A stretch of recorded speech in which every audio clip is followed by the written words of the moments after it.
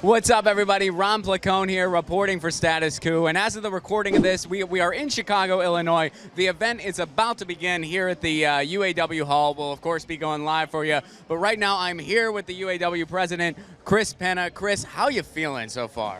I'm feeling hyped up, man. We got our people ready to go, and you know, they're all on the picket lines in the trenches. We're on day 9, I think, of our actual strike at Chicago Assembly. And we're supporting all the other plants that are out, you know, across the nation. And I think it's been almost a month, I think. You can correct me if I'm wrong, but we're about a month out with the whole UAW starting this strike. And, you know, with Shawn Fain coming, it's a morale booster. Our membership has never actually seen Shawn in person or heard him speak, except on Facebook Live. So this is going to be instrumental for people. It's a morale booster. But also, you know, he'll be able to speak on what movement we're making in the negotiating table, and that's key, you know, to see what's ahead. That's what we're looking for. Let's talk a little bit about the live stream yesterday then. Of course, we're going to get an update here shortly, but, you know, yesterday they talked about how the EV plants will be union. They're making some progress, so they did not strike more plants. What was your takeaway from yesterday? Well, they ended kind of abruptly. I thought there would be, like, some plants joining us, but you know, that news with GM and the EV market, it's huge. I mean, that's our future. So that shows there is movement at the bargaining table, and that's why he didn't put out other plants on strike. So, you know, anytime we can avoid people going on strikes, that's fine, you know, but we want to see more movement. And, you know, there's going to be more layoffs ahead because the domino effect continues with our plant being down, the Bronco plant being down on the Ford side, the parts plants on the GM Stellantis side are down, and that trickle effect is going far beyond the stamping plants, the engine plants, more parts plants, amalgamated units, and into the community. Local businesses also are feeling the impact of how we spend our money.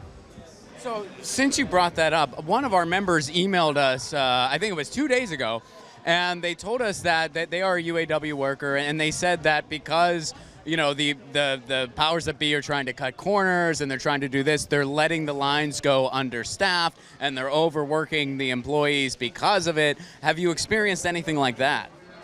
Not necessarily. You know, I mean, right now we are, you know, pretty heavy on our picket lines. We're 24/7. Yeah, it's getting cold out, but we have burn barrels in place. We have barriers in place so they don't get hit by cars. High visibility vests. No, I meant the people still working. Oh, the people that are Yeah. I didn't mean the picket lines. Oh, okay. So it's hard to hear you in here. It's getting loud. But the people that are still working, you know, in the Chicagoland area, I'm not really sure of any that are. You know, I haven't really talked to anybody that's actually working because the surrounding suppliers that supply us, like Lear Seating and stuff, are laid off. Dakota's laid off. You know, they supply headliners and other parts. Flexingate is laid off because of us.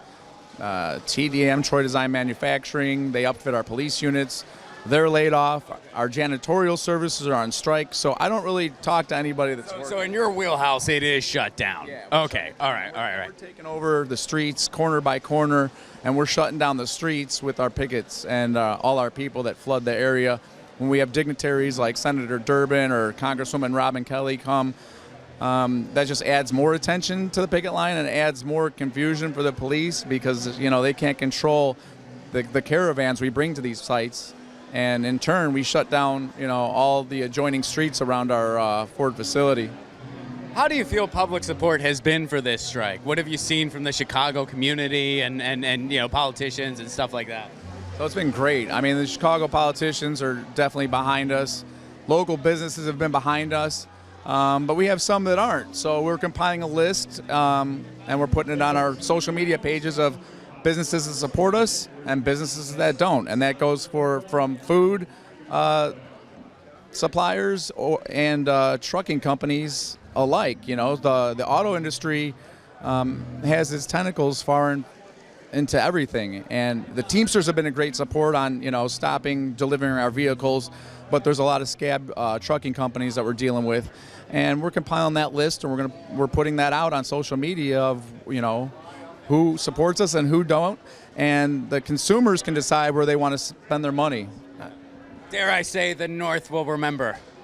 Exactly. So in closing, I know it's getting loud here, and I want to be generous with your time, but what are some things you want people to know, like the public to know about this strike, and how important would you say this is within the big labor movement? Well, it's very important because we're making history. You know, we're writing history as we go along.